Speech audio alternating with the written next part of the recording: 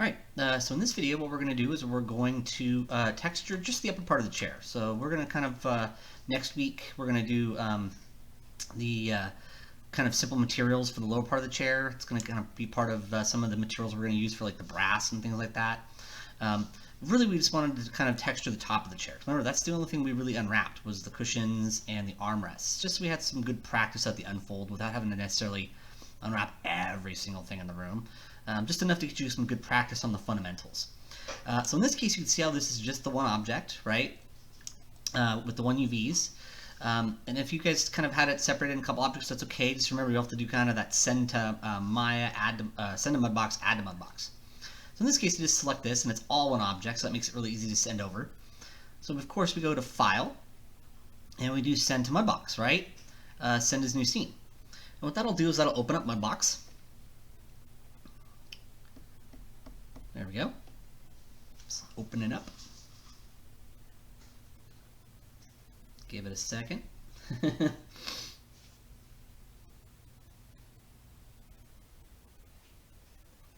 Now, of course, if you need to, you can always add more objects to the current scene, right? So we'll give it a second here, and boom, there we go. We can see it there. Now, remember, if you ever see kind of this the viewport be black, just minimize Mudbox. And then kind of maximize it back up, right? Oh, come on, taskbar, what are you doing? There we go. And then you can just kind of bring Mudbox back up, right? So sometimes I've noticed with 2019, the viewport will be black. It's just a weird initial kind of display driver glitch. So I just usually minimize and then maximize, and then you're good, and everything's back up to normal. Now in this case, I'm going to go back to Maya really quick, because of course, if I wanted to send other stuff over, I could select the other objects, and we can go File, Send Mudbox, add the current scene, and I'll add it to that current scene. In this case, all I have proper UVs laid out for is this one, right? And so that's all I really want to texture. So in this case, and for many of our models, we didn't send over tons of stuff. Like the clock radio, we just sent one object, this we're sending one object.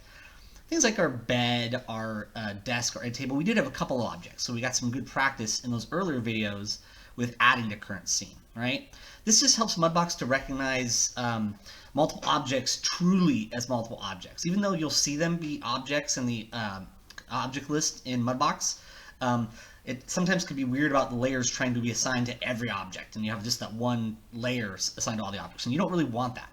In this case, since I set this up to just be one object and I send over that one object, we're fine. At this point, we can close Maya down because I already have any changes I wanted saved there, so I really just want to send this over, and that's the whole reason I had Maya open. Just great practice, right? Kind of getting to use that send to feature. So now we're in Mudbox, and of course, probably a good place to start is go to File, Save Scene As, just so we've got this saved. And we'll just using that same naming convention, right? DAA, Intro 3D Modeling, 240. In this case, I'm calling it A, but for you guys, you can say A or B, whichever class session you're in. Spring 20, in my case, in this case, my name, and then Project 5, and then we do like an underscore, and this can be called chair, right? Because we don't want to have them all be Project 5. We want it to be Project 5 chair, Project 5 end table, because these are all for Project 5, but they are different scenes. So we'll save that. And now we've got this fully loaded into Mudbox. Remember, the top left corner here, we have 3D view, UV view, image browser, right? Image browser is kind of where if you've gone to your folders, you can load in your texture folder. Keep in mind that there's the, sometimes the format, if you just download straight from Google, it'll save as like I want to say it's like a G or a JFIF folder format, and that can be weird. It's actually a weird format that doesn't seem to be recognized in a lot of software, particularly Mudbox. So make sure that it really is saving as a JPEG, a PNG, a Targa. Remember, textures.com, you're safe. You're going to be able to find good ones from there that that we know are going to work. You have to be a little weary of Google, not only because of copyright issues, but because sometimes it just saves as a weird format that Mudbox won't recognize. And you can see in UV view, the UVs came in fine and are looking pretty good. So of course we go back to 3D view. And what we really want to do is we just want to do some painting here. Now the nice thing is I'm not actually really going to do anything really new for this video. This is just a great way for me to kind of get this last thing textured. You'll notice we aren't bringing the room in Mudbox to texturing. We're going to worry about that next week. We're just going to use some pre-made textures. And we'll talk a little about how tiling textures works. So you don't actually bring the room itself, the walls, into Mudbox. we're really just texturing the assets in there. The clock radio, this part of the chair, the desk, the end table, a couple of parts for the bed, right? Just enough that we get good practice with some of our fundamental UV wrapping tools and painting tools. So really for this, we're just going to do some stencils, some stamps, some bump and color maps, really. So I'm actually not going to do anything really new for this video. It's just going to be a great reinforcement of some of the things we've seen in the other videos, right? So not only do you have the other videos to watch and replay as many times as you need to, a lot of the videos actually reinforce, right? Much like our class, we come back to a lot of the same basic good things. So there's kind of a lot of just natural reinforcement in all the lectures and in all the videos. So remember, we've got this object in here. It's one object. We can go to object list here, right? Kind of on the right side. There's our object. We can select it. We go back to layers, right? These little tabs on the side. The paint button's already on, but remember there are two buttons up here, sculpt and paint. And I want to make a new layer, right? So that kind of the little 3 white pages is your new layer. Right above it, that little kind of white circle with the bracket, if you click on that, that actually gives you all of your options like you see for your layers themselves when you right click on a layer, including the layer. So you have kind of all this stuff in a couple of places. But this is just a nice easy one to get to without having to go into the menu there. So the kind of the 3 white kind of looks like pages on top of each other, that's your layers. So we click on new layer. Now, in this case, if you guys wanted to, you could go a little higher resolution on this one since it's multiple parts. 2048 should be okay though if you want to, but I'm going to do 4096 for this one, right? That way you can actually play with sizes. If you do 2048, not a problem. I'm not going to mark anybody down for that. But if you do want a little bit more resolution or a little more sharpness to the texture, you can go up a little bit, right? It's just one of the presets, 4096. In this case, we'll just call this chair. There we go. And the default format and diffuse is fine because we're going to start with our color layer, right? Remember, if you click on the channel, diffuse channel though, you can actually make any layer from scratch as any of these different types, right? So we're really only doing things like diffuse, incandescence, and bump maps this semester. I often will do some specular stuff as well, but I decided to cut that out of this project to make things a little simpler for us without still covering basically everything we wanted to. But this works just like an incandescent map, right? If you were to create a specular map and you were to flood paint black, that means there's no shininess. The moment you start to paint any color that's not black, you'll start to get a little bit of shininess. And the lighter that color is, the more shiny the object will look, right? Specular maps, right? Just like opacity is your transparency.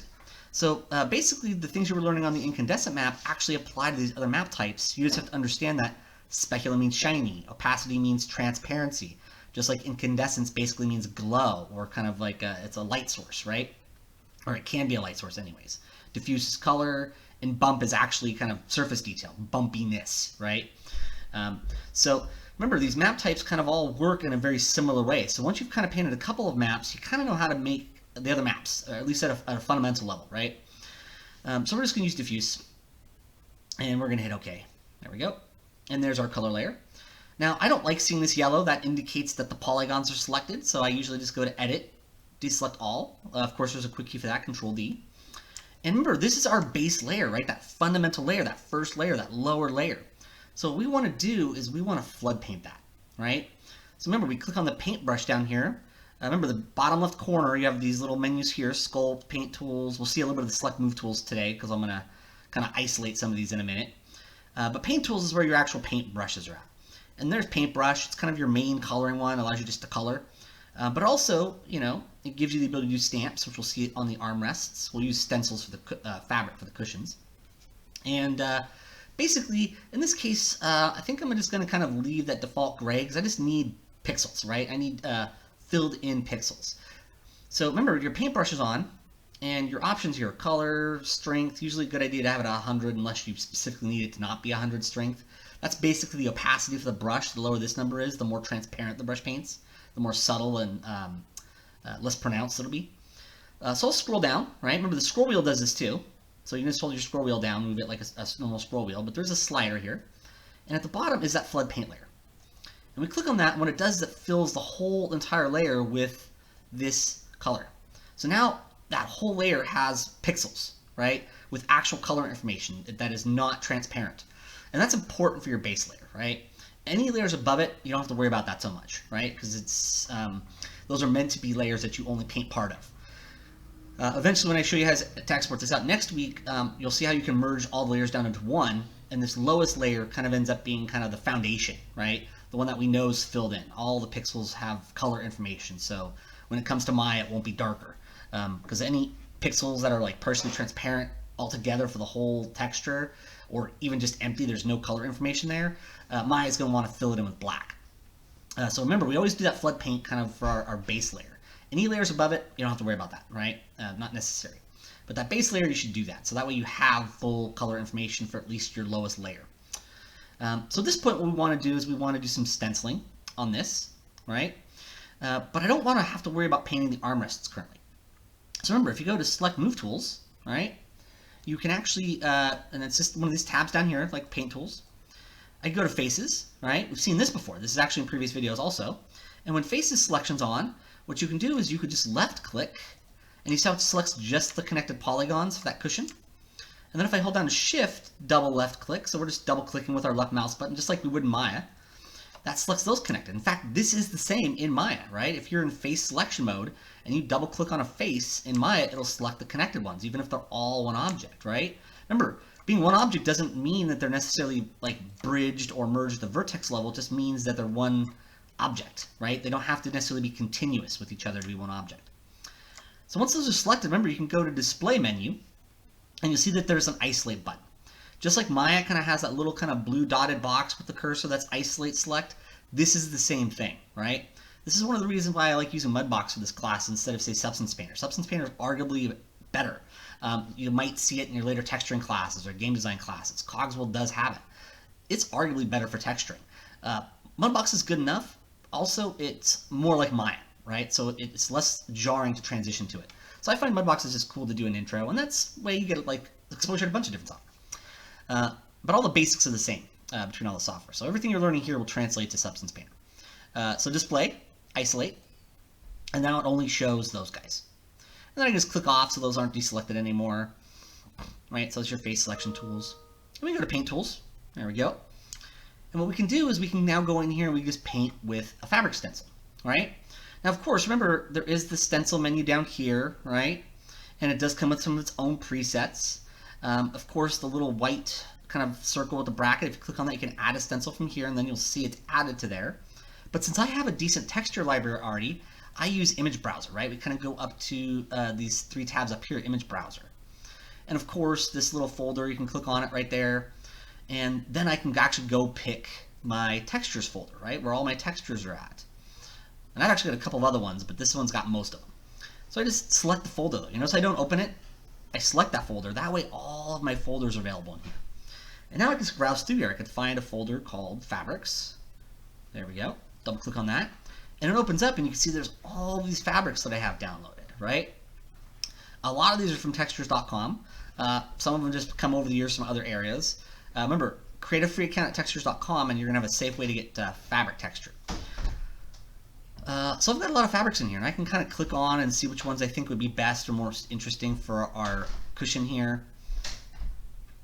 And you'll see there's lots in here, so you can really kind of pick whatever you feel like would be the most interesting for your fabric.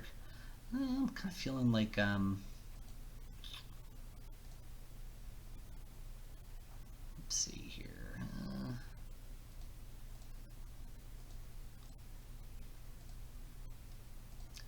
Kind of trying to decide what fabric I want. You know, it's not really going to matter for me personally, is it? Because we're just kind of showing the concepts off. You guys can find whatever kind of cool fabric texture will work for your scene. Actually, I think that'll kind of work. So remember, once you find an image you like, over here you'll see that there is kind of the white S for stencil. The one next to it's actually, it looks like a joystick. That's stamps. So you can actually add stamps from here. Remember how we kind of talked about stamps in one of the last videos? So you can actually set a stamp from here also. But I'm going to click on the white S for Set Stencil. Usually make sure it's on. I go back to 3D View, and you see it actually is showing up, which is good. If it's not, just go back in here, select it again, and hit the white S. Sometimes it just needs a second time to do it. Remember, with stencils, we want the projection brush, right? So stencils, we want the projection brush. So projection brush is on, stencil set. I'm going to hold down S, right mouse button, right. And of course, Alt right mouse button zooms, but we can hold down S, right mouse button. Now, one of the things we can actually do with this, believe it or not, is you'll notice that I can make it smaller, but you see how it kind of ends here? There is a tiling function. actually inside of this, right? Now to see it, we'd have to go back to image browser and kind of click on the image, set to stencil again. Then we go back to 3D view, it's still the same size. But you need to see by setting the stencil again, we now see the stencil properties, right? Remember, the projection brush has its own properties, but the stencil has its own properties. So when you first bring up your stencil, if you want to use tiling, you'll see there's a use tiles feature, right? It's kind of a little checkbox here. And that actually has the texture repeat. And this actually relates to the tiling texture stuff we're going to do next week for the room. We're not actually going to do it in Mudbox, but it's going to be similar in principle. So use tiles actually has the texture repeat. And you see this one's actually built to tile pretty well. Many of the textures.com ones are actually set up to be seamless so that they'll repeat pretty well without a noticeable seam. So I can hit S, right mouse button to scale it down so I can have the fabric be smaller. You can tell it to not show tiles, right? Because seeing all the tiles can kind of be a little annoying. So you can tell it to use tiles but not show tiles. So remember, when you actually initially set a stencil, your properties for your stencil are right here. And some of the cool ones are use tiles, show tiles. You can actually flip. You can play with the visibility a little bit in viewport and multipliers. I'd say for now just leave those alone. And if you find a nice texture that you don't need to use tiles on, you don't have to. I just want to make sure you guys know it's there. And of course now I can just start to paint, right? I'm going to click back on projection brush though, because it's a little darker than I want. So remember, click back on projection brush, it brings up the projection brush options. I can click on color, and I'm going to set that color back to white. That way I'm painting exactly the texture as I see it. And now you'll see when I get to the edge of the stencil, it just repeats. So that's a neat feature. We usually haven't needed it up to this point. You might not always need it, but it's good to know that it's there as a feature. So I can easily just kind of get in here and kind of get a little bit of paint there for the fabric, right? And then I can kind of rotate around. And like I said, you can always pick your own fabric. I don't want to spend tons of time in the video looking for my ideal fabric texture. It's more just reminding you guys and reinforcing these tools, how stencils work. So you see how stencils are different than stamps. We started talking about stamps the other lecture. You see that it brings the image up and you're painting exactly the image, right? And you can paint exactly the part of it that you want. And that's what's really great about stencils. Now, there's probably going to be a different texture kind of on the bottoms, and you'll also notice kind of how the texture's skewing or smearing on the sides. So oftentimes you'll kind of rotate around to the side, maybe hold down B for brush to make your brush size a little smaller. And you can always just maybe zoom it up a little bit, scale it up a little more. And so you can kind of go back in here and just kind of repaint the sides a little bit so you don't get quite that kind of texture smearing, right? So keep that in mind, is that oftentimes the polygons that are facing away from the camera, it won't project paint as well. And so sometimes you have to kind of come back in here and just kind of repaint some small little sections just to kind of not get that kind of smearing effect as much.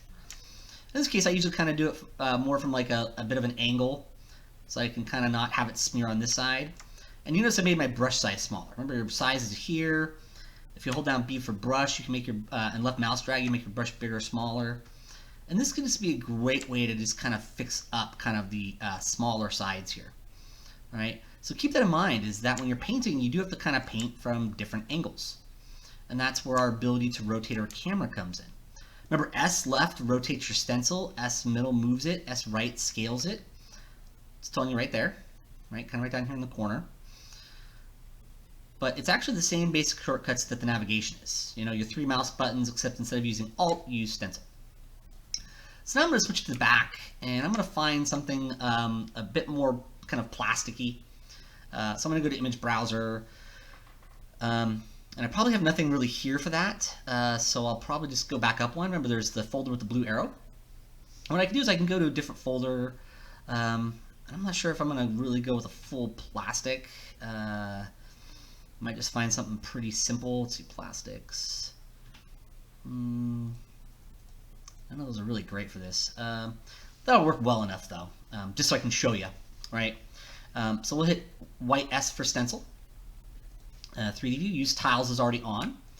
And what I'm going to do is I'm going to rotate it a little bit this way. Now this one's going to be cool for us though, because you'll notice, kind of see how the edges are a little darker than this edge? So you're going to see that the tiling is going to show up more on this one, right? It didn't really show up much on the fabric because that was set up to be pretty seamless, right? But this one you'll notice when I go to paint, the seams are going to show up a lot more. So that's why I kind of picked this one, because I want to kind of show you guys how to fix something like this up, right? when you do have your tiles, right, showing up in the actual texture. So it's a cool texture, but you see the edges kind of really are pronounced. So how do you fix that? Well, one of the things I do is I go to projection brush, right, go back to projection brush, and I'm going to hit S to move the stencil kind of to here. Because see how kind of the center is pretty neutral, right? So you remember, you can move your stencil, S middle mouse button, to here. And what I'm going to do is I'm going to turn my strength down quite low for the brush, to say like 5. And now you'll see when I go in here to paint, and that actually might be a little too low. So let's kind of set that maybe to 10, all right? It's a little bit better. I feel like that's still a little too low. Turn stamp spacing off for the moment. Let's try 25. And you notice as it goes in here and paints, remember, see how it's not full strength? So it's not going to overpower everything else. But you see how you can kind of go in here and blend? I actually kind of feel like maybe 18 would be better. There we go. And you see if I kind of move my camera or my other stuff, you see how you can kind of slowly kind of paint that seam out? So by easily just kind of moving and using maybe a low strength for your projection brush and the stencil you already have, you'll notice you can kind of come in here and you can kind of blend out kind of those trouble areas, right? So this can be one of those great things that you don't realize you can do with your projection brush, is that you can really come in here and kind of repaint kind of just what you want from this, right? We kind of like that kind of middle of the stencil here because it's fairly neutral. And by just kind of moving the stencil around and the camera around, and by having a low strength so that we kind of slowly kind of build it and blend it, you can get rid of a lot of that kind of tiling effect, right? Technically, if you wanted to, you could use your clone brush to achieve that, right? And that actually works just like clone inside of Photoshop, right? You just control click on it, boom. So pretty cool. Kind of a neat little trick. I'll just kind of really briefly show you again down here. So I'll turn my strength back up to 100 just so I can kind of do a normal one. Just kind of get it in here really quick. Because I do have some other stuff I want to show you before the video's done on this one. We're just kind of paint it in here. And that gets kind of the main painting that we want done. But we could see that we really need to go back to that kind of 18 strength instead of 100. And then S middle, right? Because that'll allow you to kind of move your stencil. Maybe make my brush size a little smaller, right? And we can just easily start to kind of paint that seam out, right? So just by using that part of the stencil that we kind of like, that's kind of pretty neutral, like I said, usually the middle, you can usually kind of go in here and kind of with a low strength, kind of slowly kind of paint out without overwhelming. That's why we kind of let the strength lower, is it allows you to kind of build it up. It doesn't kind of paint totally over it from scratch. It's a low strength brush is better at kind of allowing you to kind of blend, right? So you can see how we're kind of just slowly kind of painting a little bit more, a little bit more. And it just makes it easier to kind of get a nice blend in there to kind of get rid of that tiling.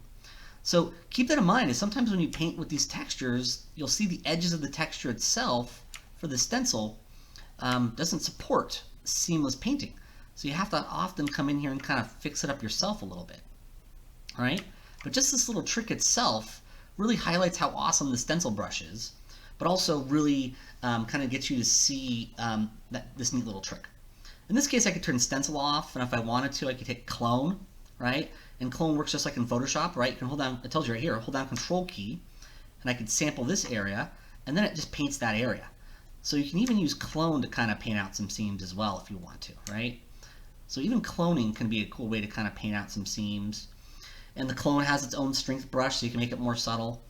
But you see how we kind of lay down the base, and then we kind of, if there is some kind of seams that are showing up, like the edges are just being really noticeable, we could paint them out either with the clone brush or just the actual stencil we're already using.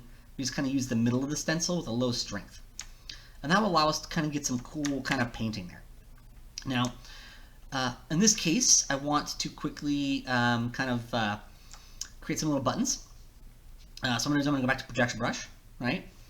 And I'm going to go to image browser.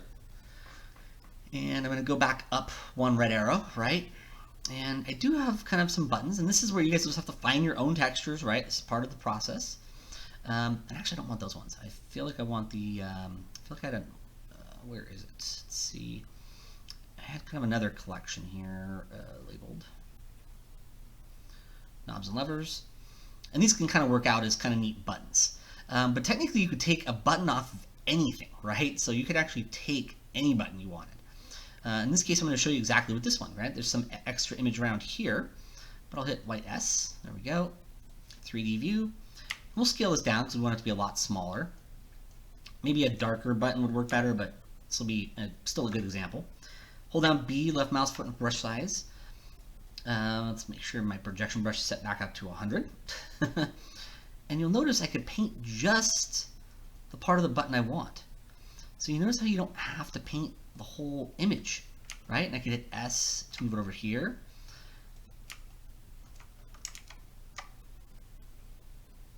And you notice this is one of the really, really neat things you can actually do with stencils is you just paint exactly what you want from the stencil. So there we go, kind of boom, boom, boom. Over here, I'm not going to do it on the bottom one, just because I want to show you the armrests, right? But you'll notice we can easily take any image we have and take any part of it, right? You could even have a larger texture with a small button and just paint that.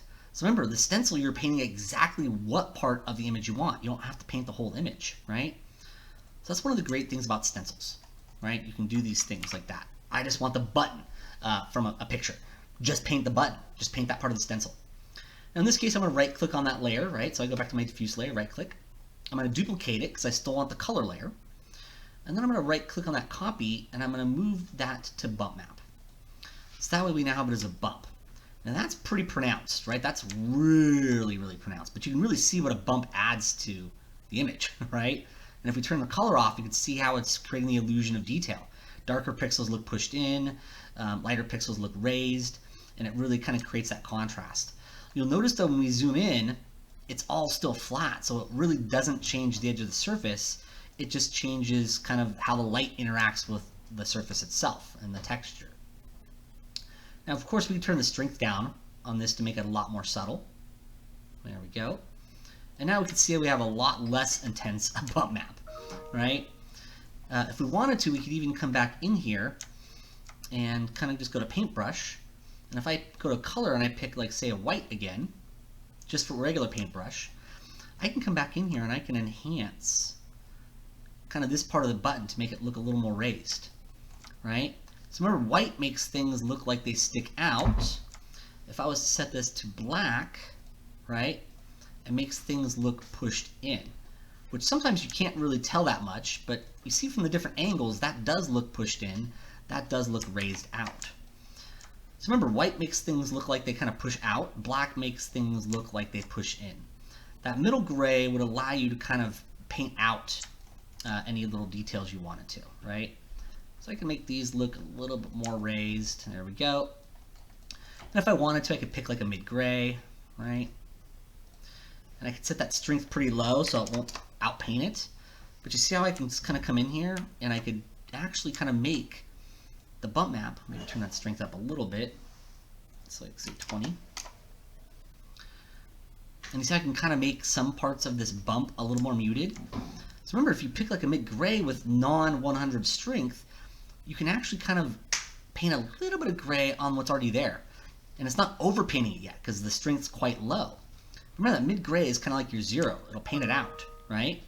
But with the low strength, it's not painting it out quite yet, right? If you keep going, it'll paint it out more. But you can modify your bump map at the actual pixel level, right? So if you just want some areas of the bump to be less intense, you can actually do that, right?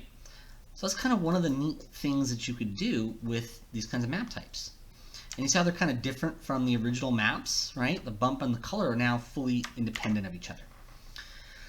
So the last thing I want to knock out really quick, it's probably going to be another one of those 30-minute videos, basically, is, I haven't done a lot of those yet, but some of them we do, because we're already in here, we might as well. So I wanted to do the armrests, right? So I'm going to go back to display, and I'm going to uncheck isolate, right? And that brings back these guys. Now in this case, I want to isolate just those, so we can work on those really quick. So remember, I just went to display, uncheck isolate so we can see everything. And then I'm going to go back to select move tools down here, faces, right? And then I can just double left click on that armrest and then shift, because remember shift adds, double left click on this armrest, right? And then we can go back to display and we can isolate. There we go. And I can just click off of them altogether just to kind of get rid of that yellow. But remember, select move tools, faces allows you to do this. Double left click and shift double left click will allow you to kind of select select connected. So I'm going to go to paint tools, go back to paintbrush. I'm going to go back to my color layer, right? So you see I can kind of work on these layers whenever you want to. Now you might be wanting to select both layers and paint both at the same time. You can't in Mudbox. That's why we do the copy thing. A lot of other 3D painting applications can, and that's one of the great advantages of those. It's kind of one of the dumb things about Mudbox, unfortunately. We can get there through copying, but it's not ideal. In this case, I'm going back to my color layer, my diffuse layer, paintbrush.